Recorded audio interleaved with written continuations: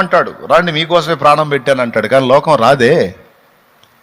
రాదు. దుర్మార్గులు, ఉన్మాదులు, ఎంత చెప్పినా విననటువంటి మూర్ఖులు, తెలిసి దేవుణ్ణి ద్వేషించి తృణీకరించే వాళ్ళు రారు. అదంతా పొట్టు, జల్లెడ పెట్టినప్పుడు ఆ పొట్టంతా దిగిపోయిద్ది, గట్టి గింజలన్నీ కుప్పబోసుకుంటాడు దేవుడు. ఖచ్చితంగా జరిగేది. అసలు ఈ లోకం అనే రంగస్థలాన్ని నిర్మించిందే అందుకు.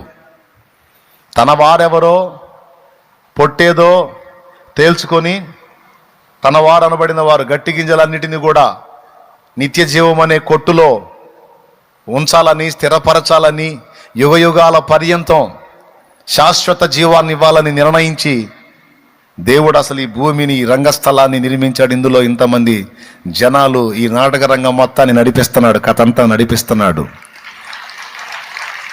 ఆరంభం మొదలుకొని నేటి వరకు జనములను జల్లెడబడతానే ఉన్నాడు.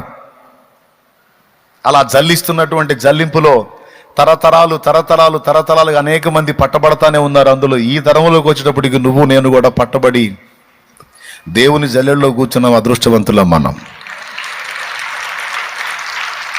హల్లెలూయా.